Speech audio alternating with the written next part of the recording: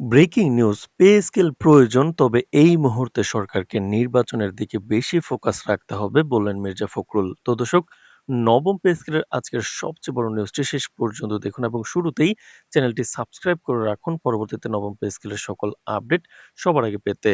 তো দর্শক, দেশের সরকারি কর্মচারীদের দীর্ঘদিনের দাবির কেন্দ্রবিন্দুতে থাকা পে স্কেল ইস্যু নতুন করে রাজনৈতিক উত্তাপ তৈরি করেছে। বিএনপির মহাসচিব মির্জা ফখরুল ইসলাম আলমগীর জানিয়েছেন, সরকারি কর্মচারীদের ন্যায্য বেতন, ভাতা এবং পে স্কেল সংক্রান্ত সংস্কার অবশ্যই প্রয়োজন। তবে বর্তমান সময়ে সরকারের প্রাথমিক ফোকাস হওয়া উচিত নির্বাচনী প্রস্তুতি এবং দেশের রাজনৈতিক স্থিতিশীলতা।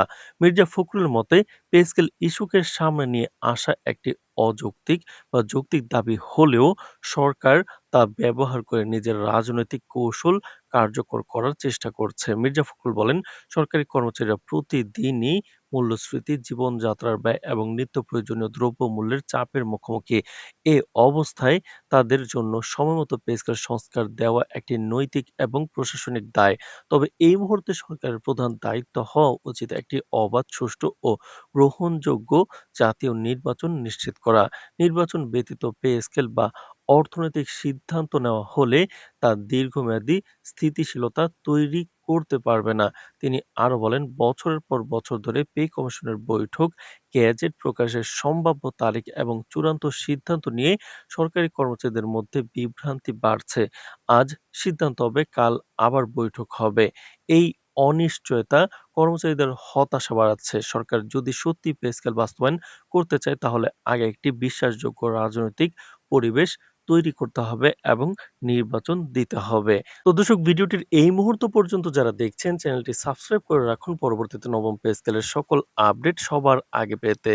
তো দর্শক, রাজনৈতিক বিশ্লেষকরা মনে করছেন, মির্জা ফখরুলের বক্তব্য কেবল সরকারি কর্মচারীদের প্রতি সমর্থন প্রকাশ নয়, বরং সরকারের উপর চাপ সৃষ্টি এবং রাজনৈতিক বার্তা প্রদান। তারা বলছেন, পে স্কেল ইস্যু যেমন গুরুত্বপূর্ণ, তেমনি নির্বাচনও দেশের জন্য গুরুত্বপূর্ণ। বর্তমান সময়ে কোনো আর্থিক বা প্রশাসনিক সিদ্ধান্ত নেওয়ার আগে রাজনৈতিক স্থিতিশীলতার বিষয়টি বিবেচনা করা জরুরি, নইলে তা ভবিষ্যতে জটিলতার সৃষ্টি করবে। অর্থনৈতিক বিশেষজ্ঞরা এই ইস্যুকে আর্থিক ও সামাজিক প্রেক্ষাপটে বিশ্লেষণ করছেন। তাদের মতে, সরকারি কর্মচারীদের পে স্কেল ঠিকমতো না দেওয়ায় শুধু সরকারি খাতেই নয়, পুরো অর্থনীতিতেও প্রভাব পড়ছে। কেননা সরকারি কর্মচারীরা দেশের অর্থনৈতিক চাকা চালনায় গুরুত্বপূর্ণ ভূমিকা পালন করে।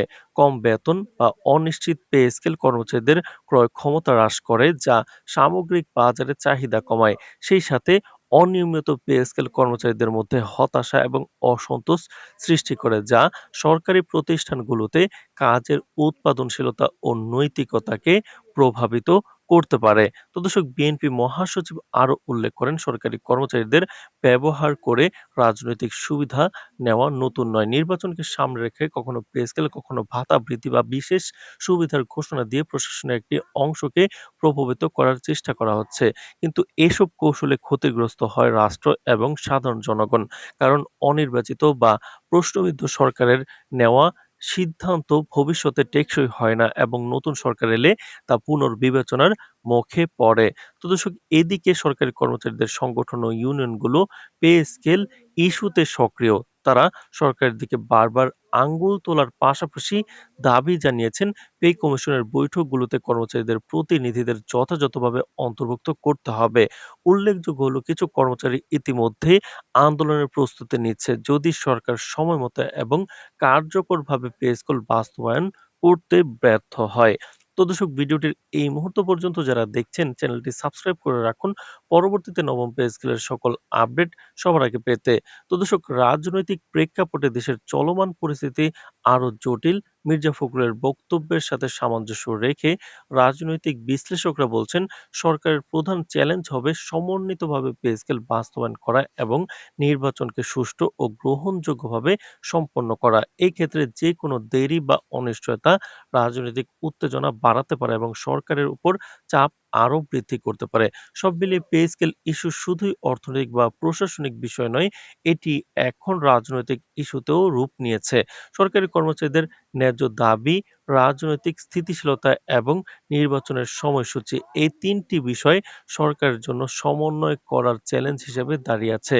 মির্জা ফখরুলের মন্তব্য সেই বাস্তবতাকেই তুলে ধরেছে যে দেশের জন্য সবচেয়ে গুরুত্বপূর্ণ হলো একটি বিশ্বাসযোগ্য প্রশাসনিক ও রাজনৈতিক পরিবেশ নিশ্চিত করা। এখন দেখার বিষয় সরকার কিভাবে পে স্কেল ইস্যু এবং নির্বাচনের প্রস্তুতি এই ২ গুরুত্বপূর্ণ ইস্যুর মধ্যে অগ্রাধিকার ঠিক করা এবং তার সিদ্ধান্ত দেশের প্রশাসনিক, রাজনৈতিক স্থিতিশীলতায় কিভাবে প্রভাব ফেলে।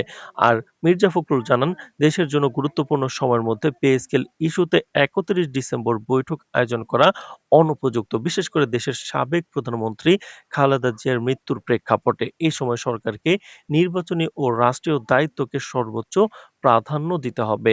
তো দর্শক, নবম পে স্কেল এবং মহার্ঘভাতার যেকোনো গুরুত্বপূর্ণ আপডেট সবার আগে পেতে চ্যানেলটি সাবস্ক্রাইব করে রাখুন।